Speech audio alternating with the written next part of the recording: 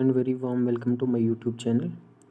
सो हम पिछली वीडियो में बात कर रहे थे साइंस एंड टेक्नोलॉजी में स्पेस सेक्शन, जो फर्स्ट पार्ट हमने लिया था। तो उसमें हम लास्ट टॉपिक जो हमने किया था वो जेम्स वेब टेलीस्कोप के बारे में हमने किया था। तो बेसिकली जेम्स वेब टेलीस्कोप जो है ये हमें अर्ली यूनिवर्स के बारे में हमें इंफॉर्मेशन देगा।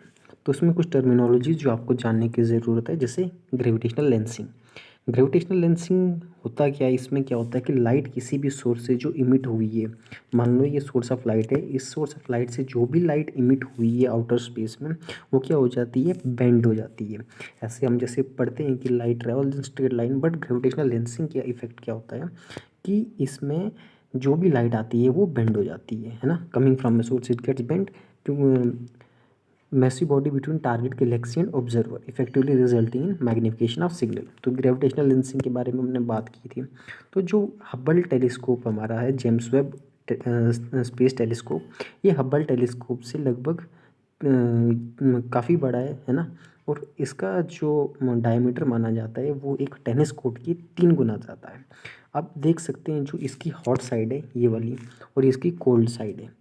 इन दोनों साइड में जो हॉट साइड है इतनी हॉट है कि यहाँ पर पानी भी बॉईल हो सकता है, और ये कोल्ड साइड इतनी कोल्ड है कि यहाँ पे नाइट्रोजन मतलब इसको हम कूल कर सकते हैं, है ना। तो ये दो साइड्स इसकी हॉट साइड है और ये इसकी कोल्ड साइड है। अब जो इसकी की फीचर्स हैं इस वेब की, पहली बात है जो वेब है हमारा जो स्पेस टेलीस्कोप है ये हमारा इंफ्रारेड रेडिएशन जो है, इंफ्रारेड वेव्स उनमें काम करता है। तो इंफ्रारेड के वजह से इसमें बेटर रेजोल्यूशन क्वालिटी पिक्चर आता है। तो बेटर क्वालिटी रेजोल्यूशन से हम क्या कर सकते हैं, इसमें बेटर हम इमेजिंग कर सकते हैं, ग्राफिक्स ले सकते हैं, तो जिसकी वजह से हमें अर्ली यूनिवर्स के बारे में कुछ छिंटपुट मिल सकते हैं। तो इधर जैसे मैंने आपको बताया कि you could almost boil water on the hot side and freeze nitrogen on the cold side. तो ये बेसिकली मिरर है, 6.5 मीटर इसका डायमीटर है। इतनी स्पेसिफिकली जानने की ज़रूरत नहीं है। जैसे नेक्स्ट पॉइंट इसमें आता है जो आपको जानने की ज़रूरत है, वो है लाग्रांजे पॉइंट। जो ये है हमारा स्पेस टेलीस्कोप, ये L2 पॉइंट पे प्लेस किया गया है। अब लैग्रांजे पॉइंट को मैंने आपको बताया था कि कोई भी दो बॉडीज़ हैं, तो हेवनली बॉडीज़ हैं, सेल्शियल बॉडीज़ हैं, बड़ी बड़ी बॉडीज़ हैं, इनमें लैग्रांजे पॉइंट इस तरीके से डिफाइन किया जाता है कि जहाँ पे ये एक दूसरे का अपना ग्रेविटेशनल जो पुल है वो एक दूसरे का ख़त्म कर देते हैं, है ना। लैग्रेंजे पॉइंट वो वाला पॉइंट होता है जहाँ पर ग्रेविटेशनल इफेक्ट जो होता है एक दूसरे की हेवनली बॉडी का आपस में जो होता है वो नेगलीफाई हो जाता है। तो इस तरीके से लैग्रांजे ने क्या किया था, मान लो ये सन है और ये हमारे पास अर्थ है। तो इन्होंने इस कॉन्सेप्ट को इस तरीके से समझाया था कि मान लो ये स्ट्रेट लाइन इनको कनेक्ट कर रही है, तो एक पॉइंट इन्होंने इफेक्टिवली कहा था कि एक पॉइंट इसका मान लो ये होगा, एक ये होगा, और एक बिल्कुल इसके यहाँ पे परपेंडिकुलर रख लो यहाँ पे, और एक यहाँ पे। इस पॉइंट को इन्होंने नाम दे दिया L1, इस पॉइंट को दे दिया L2। और जो हमारा जेम्स वेब टेलीस्कोप है वो हमारा L2 पॉइंट पे है ना, इसको अर्थ रख लो। और ये यहाँ से यहाँ तक इसका डिस्टेंस जो है दैट इज़ 1.5 मिलियन किलोमीटर। इस चीज़ को ध्यान देने की ज़रूरत है। लैग्रांजे पॉइंट वो वाला पॉइंट होता है जहाँ पर ग्रेविटेशनल इफेक्ट के कारण दो वो उनका आपस में नेगलीफाई कर देते हैं ना। दो हेवनली ग्रेविटेशनल पुल जो टू लार्ज मासेस होता है वो it is precisely equals the centripetal force, मतलब एक दूसरे को कैंसिल कर देते हैं, तो ये इसको ऑर्बिट करेगा, है ना। L2 lets telescope stay in line with earth as it moves around sun. तो ये जो यूज़ करता है वो इंफ्रारेड यूज़ करता है। इसमें ये आपको जानने की ज़रूरत है। बाकी इसमें जैसे अर्ली यूनिवर्स के बारे में हमें पता करने की कोशिश करेगा। एक्सो प्लैनेट्स आ गया, वो सारे प्लैनेट्स जो हमारे सोलर सिस्टम के अलावा वाले प्लैनेट्स हैं, इसके बाहर जो प्लैनेट्स आ गए वो हमारे एक्सो प्लैनेट्स आ गए। फिर आउटर प्लैनेट और इनर प्लैनेट जैसे मरकुरी, मार्स, अर्थ, है ना, यहाँ तक। और इसके आगे जुपिटर के आगे जो आगे वो आगे आउटर प्लैनेट, और इसके यहाँ पे आगे इनको बोलते हैं इनर प्लैनेट। तो इनर को हम रॉकी प्लैनेट्स भी बोलते हैं क्योंकि यहाँ पे ज़्यादा लिथोस्फेरिक कैरेक्टरिस्टिक्स हमें देखने को मिलते हैं, है ना। और from the asteroid belt to Kuiper belt, James Webb space telescope will determine what makes up some of our solar system smallest object. ठीक है, तो फिर से इसमें ध्यान रखना है कि नियर इंफ्रारेड रेड मतलब कुछ भी है, तो जब बेटर क्वालिटी रेजोल्यूशन पिक्चर की बात करते हैं तो we are actually dealing with the infrared rays, that you have to actually keep in mind. तो यहाँ पे काइपर बेल्ट जो होती है और एस्टेरॉयड बेल्ट, काइपर बेल्ट हमारी आ गई जो मार्स से लेके जुपिटर तक के बीच में रहती है। ठीक है, तो इसके बाद comparison between Hubble versus Webb versus Herschel. तो ये आप देख सकते हैं हब्बल का डिस्टेंस जो अर्थ से 507, तो मैंने आपको वेब का पहले बता दिया कि इसका है 1.5 किलोमीटर, है ना। तो इसका जो मिरर है वो 6.5 मीटर का है। न्यूबॉर्न गैलेक्सीज को देखेगा ये, है ना, it is going for newborn galaxies, और इसकी wavelength mid infrared, near and mid infrared. तो ऑब्जर्वेशंस जो हमारे जेम्स वेब स्पेस टेलीस्कोप की थी, इसने बेसिकली जुपिटर पे क्या किया, ऑरोरा को स्टडी किया वहाँ पे, है ना। तो इसने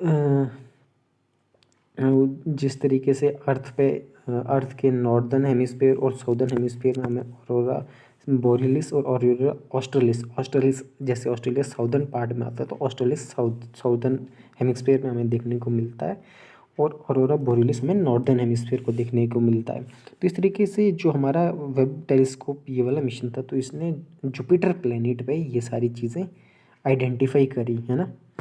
तो इतना ही जानने की ज़रूरत है, बाकी इसमें एज सच कुछ है नहीं दिया हुआ। तो अब हम बात कर रहे हैं, जैसे इसमें जो आपको टर्मिनोलॉजीज जानने की ज़रूरत है। एक्सोप्लैनेट मैंने आपको पहले बता दिया क्या है, फिर इसके बाद नेब्यूला आता है। तो what is nebula? Nebula basically एक जाइंट बॉडी होती है जिसमें गैसेज होती है, जिसमें डस्ट होती है ना, और गैस, मतलब एक जाइंट बॉडी जिसमें which is actually consisting of dust and gas in space, है ना। और some nebula come from gas and dust that are thrown out by explosion of a dying star such as supernova। तो supernova किसको बोलते हैं? जब star का explosion होता है ना, तो दैट इज नेबुला, सुपरनोवा। तो other nebula are regions where stars are beginning to form. तो एस्टेरॉयड बेल्ट कौन सी बेल्ट होती है? मार्स और जुपिटर के बीच वाली बेल्ट को हम एस्टेरॉयड बेल्ट बोलते हैं। और it do not shift region of icy bodies beyond orbit of Neptune. जो नेपट्यून का ऑर्बिट है उसके बियॉन्ड जो डोनट शिफ्ट बॉडी रहती है उसको हम कुइपर बेल्ट बोलते हैं। और एस्टेरॉयड बेल्ट वो वाली बेल्ट हो मार्स और जुपिटर के बीच वाली region of space that is orbiting between Mars and Jupiter. Mars और जुपिटर के बीच का जो ऑर्बिटिंग वाला स्पेस होगा वो हमारा एस्टेरॉयड बेल्ट है। ठीक है, देन इसमें एज सच और कुछ जानने की ज़रूरत नहीं। जैसे Einstein ring, it is visible when light from a star or galaxy passes another galaxy or a massive object on way toward the earth, है ना। तो इसमें अभी जैसे इंडिया का अगर हम बात करें, इंडिया का हमारा इसरो है जो स्पेस मिशन कंडक्ट करता है। तो हमारे इसमें प्राइवेट बॉडीज़ हैं, private sector in space programme of India जो हमारा इन स्पेस है ना, ये हमारा प्राइवेट आर्म है हमारी इसरो की। तो इसके बारे में क्योंकि स्पेस टेक्नोलॉजी में हमने प्राइवेटाइजेशन को भी अलाउ किया हुआ है, तो इसमें ये एक ऑटोनॉमस नोडल एजेंसी है जो डिपार्टमेंट ऑफ स्पेस के अंडर काम करती है ना। तो इसमें एक चेयरमैन होंगे, टेक्निकल एक्सपर्ट होंगे, है ना, मेंबर फ्रॉम पीएमओ ऑफिस होंगे, मिनिस्ट्री ऑफ एक्सटर्नल अफेयर्स के होंगे। मिनिस्ट्री ऑफ एक्सटर्नल अफेयर्स के इसलिए होंगे क्योंकि आप हाल ही में देखेंगे कि हमें कुछ ऑर्डर्स बाहर कंट्रीज से भी देखने को मिलते हैं कि आप यहाँ से अपने वो ऑर्डर देते हैं और हमारे जो PSLVs हैं, GSLVs हैं, अकॉर्डिंग टू क्या हमें चाहिए, कहाँ पे उनको ऑर्बिट में किस में भेजना है, तो अकॉर्डिंगली हम उनके साथ डील करते हैं, है ना। तो अदर की इन्फॉर्मेशन में आगे decision of in space in context of this mandate shall be final binding on all state holders including ISRO. इनका डिसीजन जो होगा इसमें फाइनल होगा। Recent initiative of private sector, इसमें क्या है, हैदराबाद ध्रुव स्पेस और बेंगलुरु का दिगांतर, है ना, मिशन प्रारंभ। इसमें क्या किया गया था? Launch of Vikram S, India first privately built rocket by Hyderabad पे स्काई रूट एरोस्पेस। तो मिशन प्रारंभ जो था ये इंडिया का पहला प्राइवेटली रॉकेट था जो हैदराबाद बेस्ड स्काई रूट एरोस्पेस था। इस चीज़ को देखेंगे। और पेलोड कैपेसिटी कितनी है? 290 to 560 into sun synchronous polar orbit.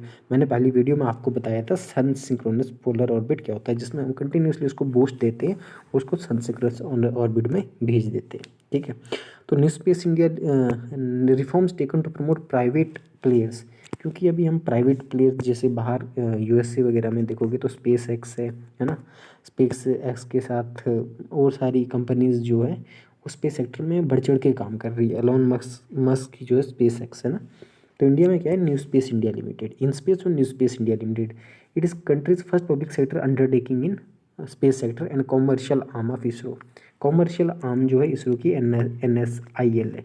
और इंडियन स्पेस एसोसिएशन जो है नॉन प्रॉफिट इंडस्ट्री बॉडी है। Antrix corporation limited marketing arm of ISRO to handle ISRO commercial deals for satellite. तो हमारे जो सैटेलाइट की डील होती है उसके लिए एंट्रिक्स कॉरपोरेशन लिमिटेड है, ठीक है।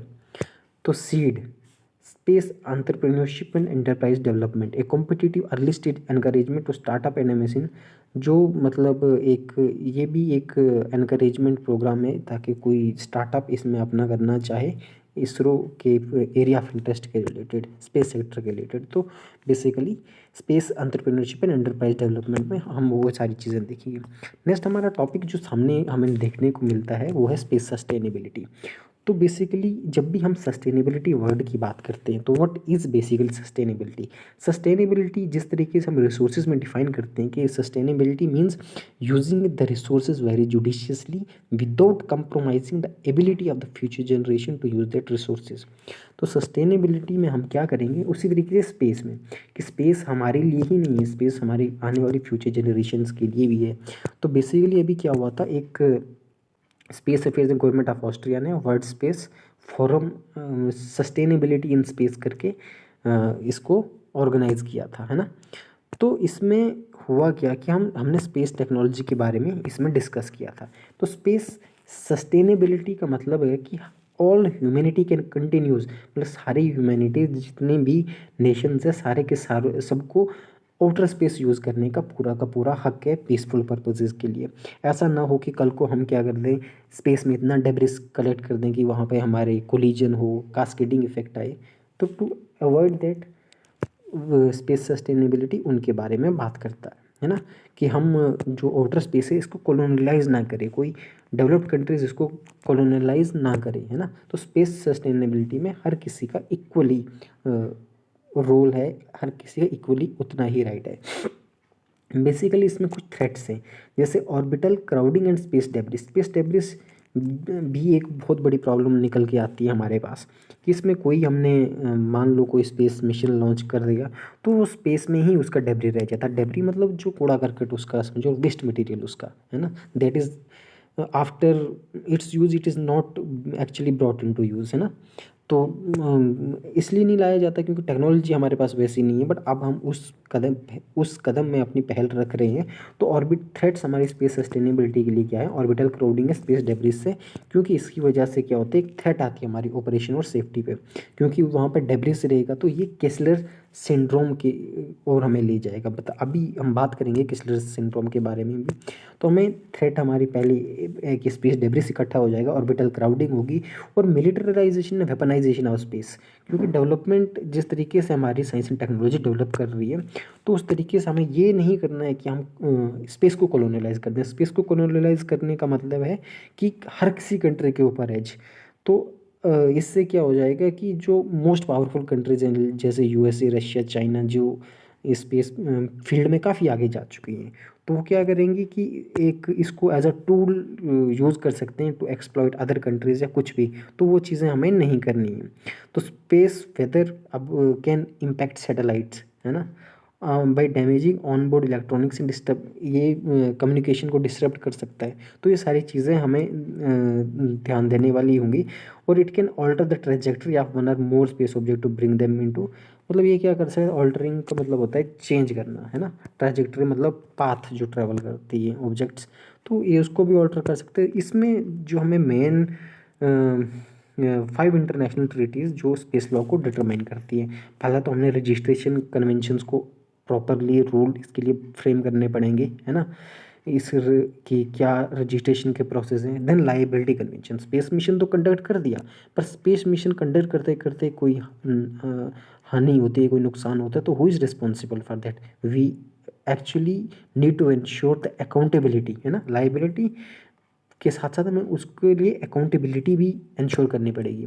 फिर outer space treaty, outer space treaty एक बेसिक फ्रेमवर्क प्रोवाइड करेगा इंटरनेशनल स्पेस लॉ के लिए, जो किस तरीके से हम पीसफुल पर्पसेस के लिए स्पेस का यूज़ करें, बेसिक रेस्पॉन्सिबिलिटी और लाइबिलिटी स्पेस के लिए क्या है। फिर rescue arrangement, state shall take all possible to steps to rescue and assist astronauts in distress and promptly return them to the launching state, है ना। ये स्टेट की रेस्पॉन्सिबिलिटी बनेगी एस्ट्रोनॉट्स के लिए। तो moon agreement, it provide moon and its natural resources are the common heritage of mankind. मतलब shared, जैसे अब कल को मून पे हमने बोला कि वहाँ पे पानी है, मून में बोला हमने कि वहाँ पे गोल्ड है या कुछ भी है फॉर एग्जांपल, तो ऐसा ना हो कि जो रिच कंट्रीज़ हैं, वेल डेवलप्ड कंट्रीज़ जिनका टेक्नोलॉजी का एक्सेस ज़्यादा अच्छा है, तो वही एक्सप्लॉइट करें, है ना। ऐसा नहीं करना है, बल्कि it should be use for the common heritage of Mankind. तो ये सारी चीज़ें, ये कन्वेंशन आपको ध्यान देने वाली बात रखनी होगी। मून रजिस्ट्रेशन और outer space treaty, rescue agreement और लाइबिलिटी कन्वेंशन। तो किसलर सिंड्रोम, जैसे हमने ऊपर बात की, तो किसलर सिंड्रोम होता क्या है। ये वो सिंड्रोम है, जैसे लो अर्थ ऑर्बिट में, कोई भी लो अर्थ ऑर्बिट में जब डेंसिटी ऑफ ऑब्जेक्ट इतनी हाई हो जाती है कि उनमें आपस में कोलिजन होने लगता है। जब उनमें आपस में कोलिजन होगा तो वो क्या करेंगे, एक दूसरे के साथ कोलाइड होगा, दूसरा तीसरे के साथ होगा, तीसरा चौथे के साथ होगा, and this will keep on happening, as a result of which there will be cascading effect, है ना। तो कास्केडिंग इफेक्ट होगा तो ये डेबरी और ज़्यादा जनरेट करने की कोशिश करेगा और फर्दर प्रोबेबिलिटी जो कोलिजन की होगी दैट विल इंक्रीज। तो ये सारी चीज़ें आपको इसमें देखनी है। और इंडिया का जो इनिशिएटिव है वो है प्रोजेक्ट नेत्र, है ना। प्रोजेक्ट नेत्र के अंडर क्या कर रहा है हमारा इसरो, जो भी डेबरी हमारा स्पेस में कलेक्ट है we are going to remove that, है ना। तो ये एक प्रोजेक्ट नेत्र जो परी ओरिएंटेड पार्ट है, that you should actually keep in mind. और Digantara, a space sector startup of India is going to set up India's first commercially SSA observatory. एक दिगंत्र और नेत्र, ये दो चीज़ें याद करनी है। और इसके अलावा स्पेस सिचुएशनल अवेयरनेस, मतलब इसका मतलब है कि नॉलेज ऑफ स्पेस इन्वायरमेंट होना चाहिए। कोई थ्रेट है, कोई कोलिजन हो रहा है, उसके कारण क्या थ्रेट हो सकती है, तो ये चीज़ें हमें स्पेस के रिलेटेड अवेयरनेस करनी करनी की हमें जो है उस नॉलेज को डिसेमिनेट करना पड़ेगा, प्रॉपरली पेनिट्रेट करना पड़ेगा। तो ऐसे 3 एरियाज़ को कवर करेगा, एक सर्वेलेंस ट्रैकिंग को, फिर स्पेस वेदर को और नियर अर्थ ऑर्बिट को।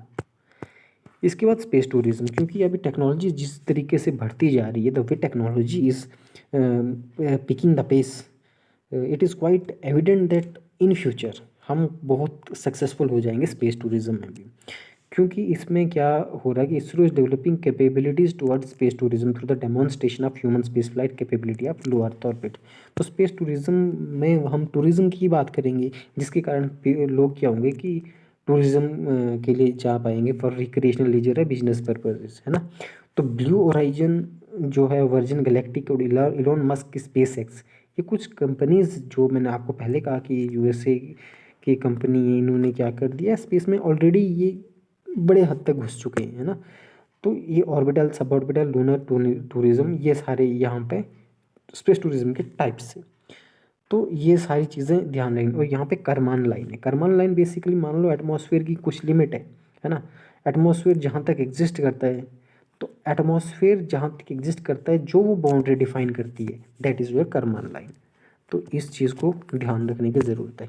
मैं प्री ओरिएंटेड ही जा रहा हूँ, तो इससे ज़्यादा हमें आई डोंट थिंक कि जाने की ज़रूरत है। तो इसके बाद हमारे पास आता है black holes. Black holes basically वो होल्स होते हैं जिसमें क्या होता है कि डेंसिटी इन जगहों की इतनी ज़्यादा होती है, इतनी ज़्यादा होती है कि इवन लाइट कैन नॉट मतलब पास थ्रू देम, है ना। तो black holes basically Einstein theory of relativity का कॉन्सेप्ट है। तो आइंस्टाइन ने थ्योरी ऑफ रिलेटिविटी में ब्लैक होल्स के बारे में डिस्कस किया हुआ था। तो इसमें यही जानने की ज़रूरत है। और इस पे जैसे galaxy huge collection of gases, dust and billions of stars that are held together by gravity, उनको हम बोलते हैं गैलेक्सी। तो और solar system is a part of the Milky Way galaxy. जो हमारा सोलर सिस्टम है वो किसका पार्ट है, Milky Way galaxies. Galaxy spiral भी हो सकती हैं, इलिप्टिकल भी हो सकती हैं और इरेगुलर शेप्ड भी हो सकती हैं, ठीक है। तो इसमें जनरल थ्योरी ऑफ रिलेटिविटी मैंने पहले कहा कि अल्बर्ट आइंस्टाइन की देन है ना। थ्योरी ऑफ रिलेटिविटी में उन्होंने ब्लैक होल के बारे में बात की थी। इसकी डेंसिटी इतनी ज़्यादा है कि वो light can not penetrate through it, है ना। अब बेसिक पार्ट जो इसमें ब्लैक होल है, जैसे Schwarzschild radius, events horizon radius, इसको वैसे जानने की ज़रूरत नहीं। इसमें क्या होता है कि एस्केप वेलोसिटी वो वाली वेलोसिटी होती है जिससे कोई जो मिनिमम वो वेलोसिटी जो किसी ऑब्जेक्ट को चाहिए होती है ताकि वो एटमॉस्फेयर जो हमारा अर्थ है उसको पार करके ऊपर चला जाए, है ना, मतलब जो ग्रेविटी का इन्फ्लुएंस उसको ना मिले। तो दैट इज़ 11.2 किलोमीटर पर सेकेंड, मतलब उसको इतनी वेलोसिटी मिल जाए तो वो अर्थ पे कभी बैक ना नहीं आता है ना। तो बेसिकली इसमें इतना ही जानने की ज़रूरत है। Event horizon: the radius around a singularity where matter and energy cannot escape the black hole's gravity, the point of no return। Black hole के बारे में कुछ इन्फॉर्मेशन है, मतलब ग्रेविटी पुल इतना स्ट्रॉन्ग है कि लाइट भी कैन नॉट गेट आउट, है ना। This can happen when star is dying, ये ध्यान देने की जरूरत है। Presence of black holes can be interfered by detecting their effect on other matter near by them. Importance of studying, इनको क्या इम्पॉर्टेंस है इनकी स्टडी करने में, ये हमें एक बेटर पिक्चर प्रोवाइड करेगा ग्रेविटेशनल फोर्सेस के बारे में। और टाइप्स ऑफ ब्लैक होल्स, कुछ टेनी ब्लैक होल्स होते हैं, कुछ स्टेलर ब्लैक होल्स होते हैं, कुछ सुपर मैसिव, पर इतनी डिटेल्स में जाने की ज़रूरत नहीं है ना। बस ब्लैक होल्स का कॉन्सेप्ट ध्यान रखें बस। अब इसमें एक और चीज़ जो सामने निकल के आती है हमारे पास, वो है टाइडल डिस्रप्शन इवेंट। तो टाइडल डिस्रप्शन इवेंट, अब साइंटिस्ट ने ब्लैक होल को ऑब्जर्व किया, है ना, बड़े, तो इसमें टाइडल डिसरप्शन इवेंट्स वो वाले इवेंट होते हैं जब ब्लैक होल वायलेंटली क्या करता है, it rips apart star that gets too close. अब देखो जैसे ये एक स्टार है, दूसरा स्टार है, जैसे जैसे ये क्लोज आ रहे हैं तो ये इट गेट रिप्स अपार्ट, है ना। तो जैसे जैसे ये पास आ रहे हैं ये स्ट्रेचिंग, एक किस्म से इसमें स्ट्रेचिंग टाइप होती है, ग्रेविटेशनल फोर्सेस की वजह से इसमें स्ट्रेच हो जाती है। तो ये जो एलोंगेटेड मटेरियल जो इसके अराउंड जो स्पाइरल करता है ब्लैक होल के, जैसे मान लो ये ब्लैक होल है, तो इसमें ग्रेविटेशनल फोर्सेस के कारण इसमें स्ट्रेचिंग आएगी, तो एक एलोंगेटेड जो स्ट्रेच स्ट्रक्चर बनता है, ये एक फ्लैश टाइप जो बनाता है ना। तो इसी को हम क्या कहते हैं, tidal disruption. Disruption means deviating from the normal behaviour, है ना।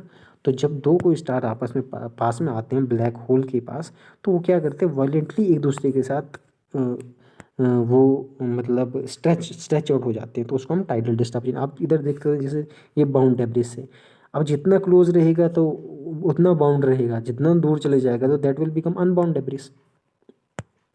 तो नेक्स्ट इसमें बात करेंगे हम बाइनरी सुपरमैसिव ब्लैक होल। इसको वैसे इतना जानने की ज़रूरत नहीं है। अब dark matter again Einstein theory of relativity की ही देन है। डार्क मैटर अगर हम पूरे यूनिवर्स को देखें तो डार्क एनर्जी जो हमारे पास है मोर देन 70% है ना। डार्क मैटर हमारे पास 25% है, रेगुलर 5%। अगेन इसको एज सच जानने की ज़रूरत नहीं है। डार्क मैटर अब जो विजिबल यूनिवर्स है, earth sun other stars and galaxies, ये प्रोटॉन न्यूट्रॉन और इलेक्ट्रॉन की बनी हुई है ना, that are bundle together into atoms.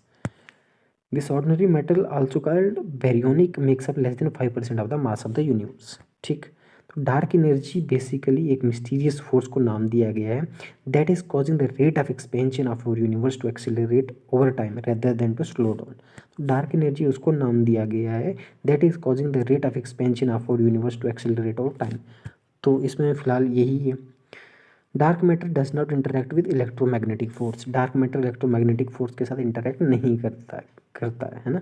Dark matter is what gives galaxies extra mass, generate extra gravity that they need to stay intact. About dark energy, universe has been knowing to expand as a concept. जैसे universe को big bang की तरह माना जाता है कि big bang theory हमें propose करती है कि यूनिवर्स इज कंटिन्यूसली एक्सपेंडिंग, है ना।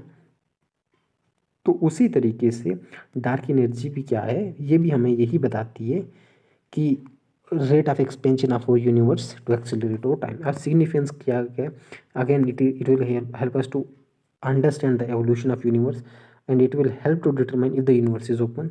और जो अनएक्सप्लेन्ड मोशंस हैं स्टार्स की, गैलेक्सीज को, उनको फिर से रिकॉर्ड करने में मदद करेगा। तो अर्थ रिकॉर्ड शॉर्टेस्ट डे, है ना, तो 29 जुलाई 2022 शॉर्टेस्ट जो डे का रिकॉर्ड बना वो ये है। ठीक है, तो बेसिकली इसमें अगर ये न्यूज़ में है तो आपको जानना पड़ेगा लॉन्गेस्ट कौन सा डे है। जैसे 21 जून है ना नॉर्दर्न हेमिस्फीयर में, साउदर्न हेमिस्फीयर में दिसंबर 22 है ना। तो ये सारी चीज़ें थोड़ा जान सकते हैं। तो about Chandler wobble, it is change in the spin of earth as it rotate on its axis much as a toy top wobble that is spin. तो चैंडलर वोबल क्या होता है कि जब अर्थ की स्पिन में चेंज हो जाता है। अब यहाँ पे about earth spin and rotation, अगर possible reason for increase speed, change in the process in the inner और outer layers of the core, ocean tides और इवन चेंज इन क्लाइमेट, है ना। उसको हम क्या कहते हैं, जब कोई भी प्रोसेस में चेंज आता है इनर या आउटर लेयर ऑफ कोर में, ओशंस में, टाइड में, क्लाइमेट में, तो दैट इज़ बेसिकली हमारा चैंडलर वोबल। तो इतना जानने की ज़रूरत नहीं है, बस leap second was introduced in 1972 by the international earth rotational reference system. Negative leap second if the earth continues to rotate at an increasing rate, negative leap seconds would not be introduced to keep the rate of planet orbiting the sun consistent with measurement from atomic clocks. तो issues with introduction of can confuse smartphones, computers and communication system। वैसे इसमें Chandler wobble वही है कि spin जैसे अर्थ का change करेगा तो टाइम में फ्लक्चुएशन आ सकती है ना। Fluctuating pressure on the bottom of ocean वही है, क्योंकि कन्फिग्रेशन चेंज हो गई ना। तो cause by temperature and salinity change है, wind driven changes in circulation of the ocean. फिर इसमें स्पेस ऑर्गेनाइजेशन रिलेटेड कुछ डेवलपमेंट्स हैं, है ना। जो डार्ट मिशन है, डार्ट मिशन हमारा double asteroid redirection test mission, ये नासा का मिशन है। Recently NASA crashed DART mission on binary asteroid system Didymos and Moonlight to test the kinetic impactor technology. Binary asteroid system is made up by asteroid, ये दोनों asteroid है ना। तो dart basically first of its kind spacecraft है। इससे क्या होगा कि कोई भी मान लो कल को स्पेस में कोई ऐसे सेलिशियल बॉडी, कोई हेवनली बॉडी, कोई एस्टेरॉइड अर्थ की तरफ आती है ना, मान लो उसका हिट करना मतलब बिल्कुल सुनिश्चित है कि यह अर्थ को हिट करेगी। तो डार्ट मिशन बेसिकली क्या करेगा, उसको स्टडी करेगा और उसको डिफ्लेक्ट करने की कोशिश करेगा, उसका जो मोशन है उसको डिफ्लेक्ट, ताकि मिनिमम इम्पैक्ट इसका अर्थ पर देखने को मिले। तो deflect an asteroid to change its motion in space through kinetic impact and save the earth from an incoming asteroid, otherwise जान मान की हानि हो सकती है। तो James Webb telescope and Hubble telescope were use to track the spacecraft and keep an eye on. ठीक है, तो मैंने पहले ही कहा कि जेम्स वेब स्पेस टेलीस्कोप में we are using infrared and infrared is used for better resolution of quality picture that we actually have to keep in mind. ठीक, तो इसके बाद सोफिया मिशन है। नासा ने सोफिया मिशन अपना जो है लॉन्च किया था। इससे क्या हुआ था कि सोफिया से उन्होंने फाइंड किया कि मून पे वाटर है ना। SOFIA in collaboration between NASA and German Space Agency, it has been collecting data to understand star birth and death and formation of new solar system। तो अगेन जब भी हम मतलब ऐसे स्पेस में किसी दूसरे प्लैनेट्स की बात करते हैं, कुछ ऐसे मिशन, तो most of the time you will find infrared rays for better quality. Again and again why I am focusing is कि दिस में बिकम योर ऑब्जेक्टिव, है ना। तो इसके बाद हाइब्रिड प्रोपल्शन सिस्टम, इसरो ने क्या किया अभी, hybrid propulsion system for forthcoming launch vehicle के लिए अभी टेस्ट किया है। Motor used HTPB as a fuel and liquid oxygen as oxidiser. अब जैसे हम कहते हैं ना 3 स्टेज 4 स्टेज, तो सॉलिड, लिक्विड, है ना, क्रायोजेनिक, तो ये ऐसे ऐसे करके होता है, क्योंकि लिक्विड को उतना मतलब हम नहीं करवाते हैं। सॉलिड में मतलब रेट ऑफ कंबशन को फिर भी कंट्रोल में लाना पॉसिबल है। गैस की तो प्रॉपर्टीज़ उतनी पता नहीं है कि जिससे हम गैस को लाएं, तो ये चीज़ें थोड़ी ध्यान देने वाली ज़रूरत है। The motor used HTPB as a fuel और liquid oxygen as the oxidiser, है ना। इससे क्या होगा कि more efficient, greener and safer to handle. तो इसमें HTPB और लिक्विड ऑक्सीजन ऑक्सीडाइजर किया गया था।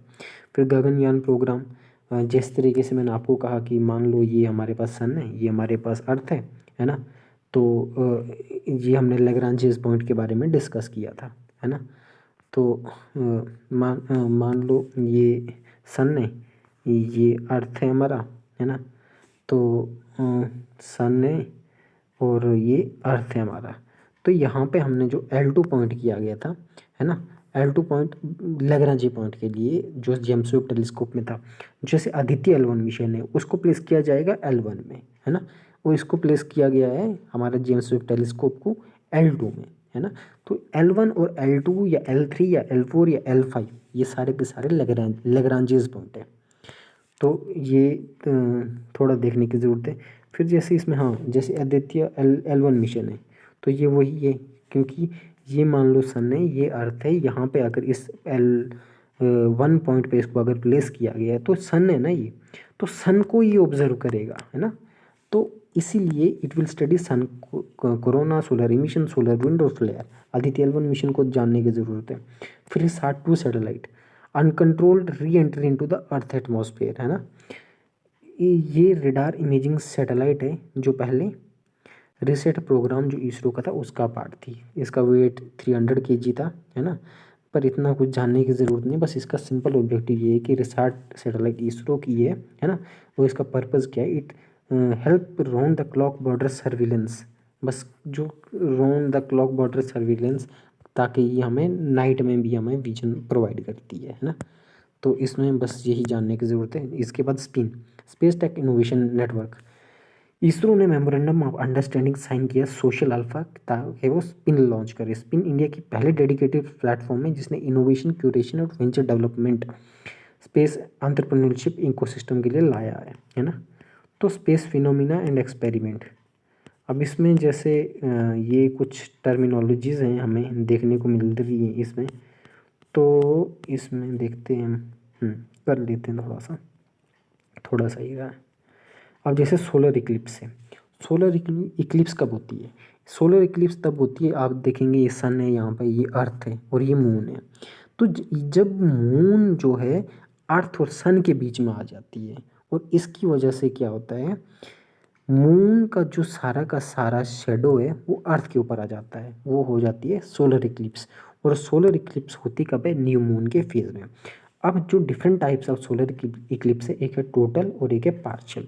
टोटल सोलर इक्लिप्स तब आती है जब when moon passes between sun and earth completely blocking face of the सन।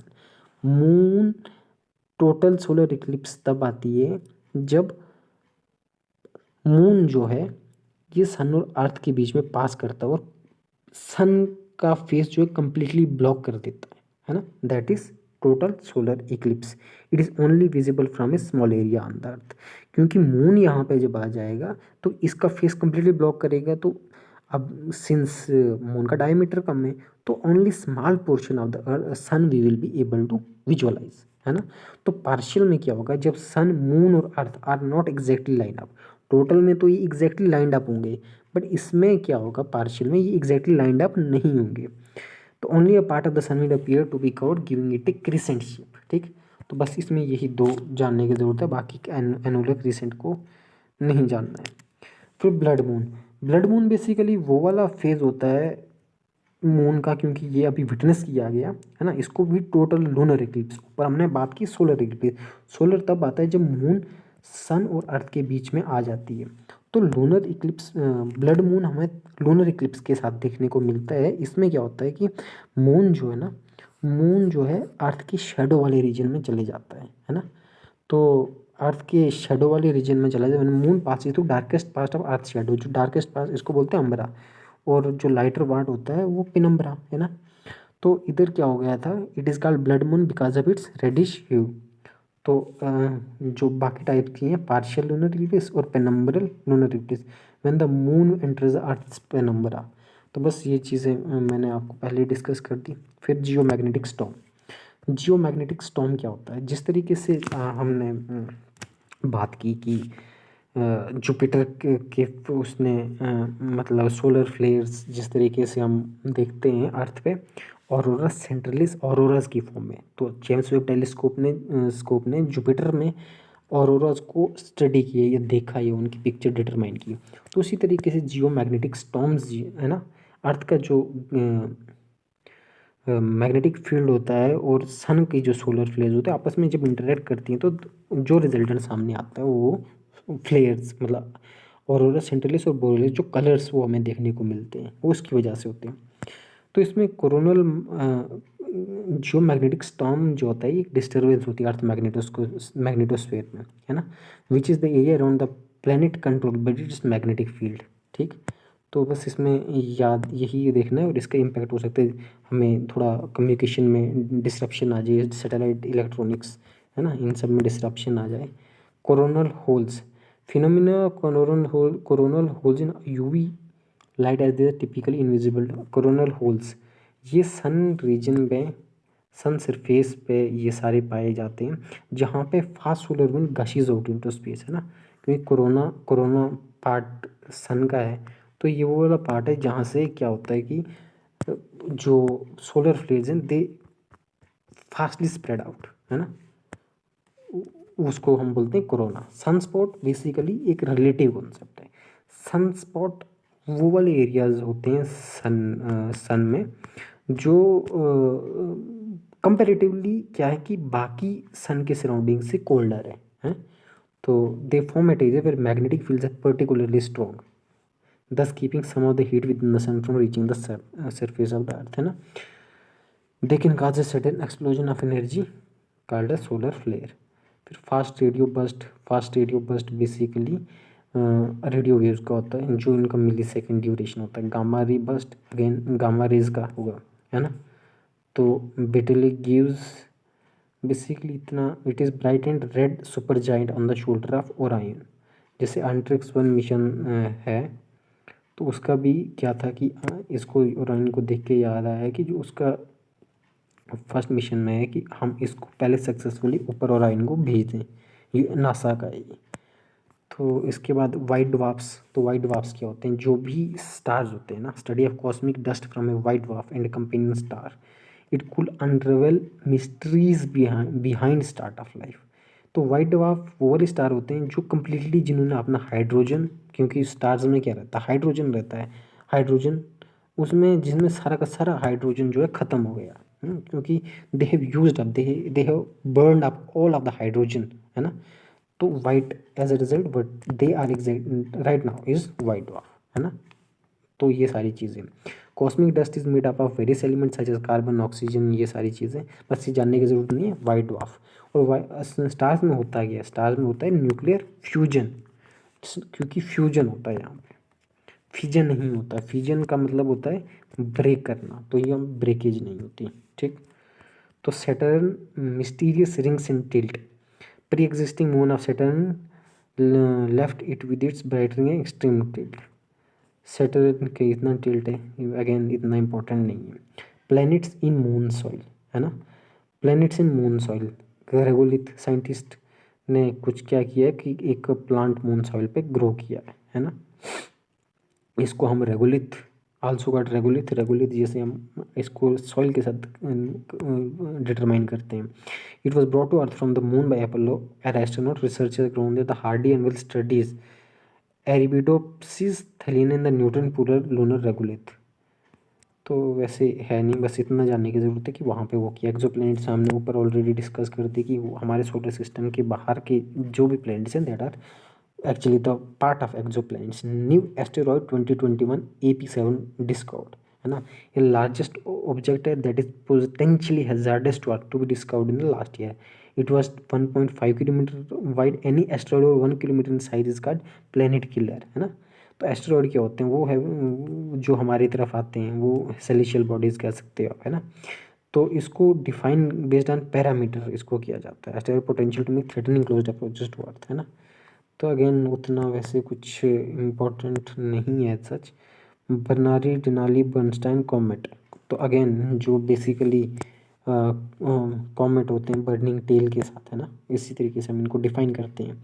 तो comets are large object made of dust and ice that actually orbit the sun, है ना।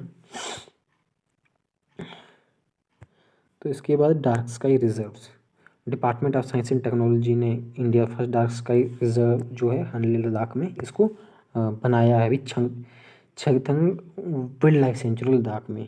तो dark reserve is a place that is polish to ensure the track of lander region has minimum artificial light interference. तो बस इसमें ये ध्यान रखना है कि कहाँ पे ये फॉर्म किया गया, Changthang wild life sanctuary Ladakh में। Department of science and technology ने क्या किया, डार्क स्काई रिजर्व बनाया, इंडिया की पहली dark sky observatory Changthang wild life sanctuary साथ में। और यहाँ पे ये इंश्योर करना कि यहाँ पे मिनिमम आर्टिफिशियल लाइट इंटरफेरेंस हो। इसके बाद Sampurnanand optical telescope, Sampurnanand optical telescope ये बेसिकली ऑप्टिकल ऑब्जर्वेशन के लिए है कॉमेट्स की है ना, प्लैनेट्स की, एस्टेरॉइड्स की। तो इसने क्या किया, अभी कुछ नेपट्यून की डिस्कवरीज, रिंग्स की डिस्कवरीज की है, क्योंकि हमें पता है कि प्लैनेट्स की जो है रिंग्स रहती है, तो इसने उसकी स्टडी किया। Again not much important. Then shift antenna measurement of radio spectrum, है ना। इससे क्या होगा, क्योंकि रेडियो स्पेक्ट्रम ये यूज़ करते हैं ना सारस 3 टेलीस्कोप। तो बेसिकली ये प्रिसीजन रेडियो टेलीस्कोप है जो एक्सट्रीमली फेंट रेडियो वेव सिग्नल्स को मतलब कंसिडरेशन में लाता है। और इससे क्या होता है कि property of earliest radio luminous galaxies हम डिटरमाइन करने की कोशिश करते हैं। Again department of science and technology का इंस्टीट्यूट सारस 3 मिशन कहाँ पर डिप्लॉय किए गए, दंडी गनाली लेक और शरावती बैकवाटर कर्नाटका में। लिक्विड मिरर टेलीस्कोप फर्स्ट और एशिया का लार्जेस्ट लिक्विड मिरर टेलीस्कोप देवस्थल ऑब्जर्वेटरी में नैनीताल उत्तराखंड। देवस्थली जैसे देवों की भूमि उत्तराखंड है ना, इससे कनेक्ट कर सकते हैं। तो ARIES is autonomous institute under department of science and technology, Asia's largest liquid mirror telescope. ये क्या करेगा, एस्ट्रॉइड, सुपरनोवा, स्पेस डेब्रिस, इन सब के बारे में इंफॉर्मेशन कलेक्ट करेगा, है ना। तो एस्ट्रोनॉमर्स इंडिया के, बेल्जियम के, कनाडा के। तो liquid mirror telescope employs a rotating mirror made about thin film of liquid mercury. तो कौन सा मेटल इसमें यूज़ किया गया है, लिक्विड मेर्कुरी, जिससे फोकस लाइट के साथ हम क्या करेंगे, इसका डेटा निकालने की कोशिश करेंगे, किन का, स्पेस डेब्री का, एस्टेरॉइड्स का, सुपरनोवा का, ये सब चीज़ें। फिर इसके बाद है स्पेस ब्रिक्स। रिसर्चर्स जो इसरो के और आईएससी के, उन्होंने एक brick of complexes Martian soil मतलब एक तरीका बनाया है with help of bacteria and urea. तो space bricks first slurry was made by mixing Martian soil with guar gum, a bacterium called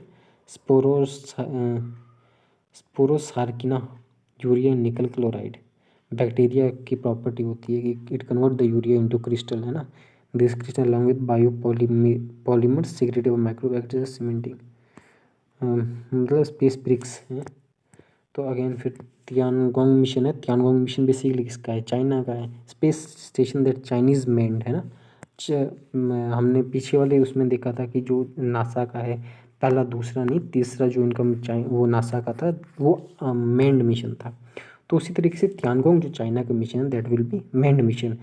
और इनका भी ऑब्जेक्टिव है कि परमानेंटली स्पेस जो है स्पेस स्टेशन हम अपना बनाए। It is set to be the second permanently inhabited outpost in again low earth orbit. NASA का भी लो अर्थ ऑर्बिट में था after the NASA led international space station. Chinese astronauts are currently excluded from International Space Station because US law bans NASA from sharing its data with China।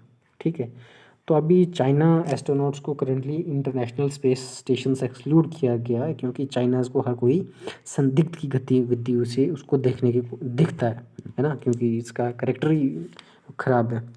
Tiangong will be much smaller and lighter than international space station. ठीक है, तो basically इसमें बस इतना ही जानने की ज़रूरत है। Thank you for watching this video. If you really like my videos to be interesting, I'm making much effort day by day so that my video could actually serve the purpose and it could serve the justice. So if you really like my initiative, like my videos, please do like, hit the subscribe button and share it with your friends. Thank you so much. Your likes, your shares and your comments will actually boost up to make me more and more videos. Thank you.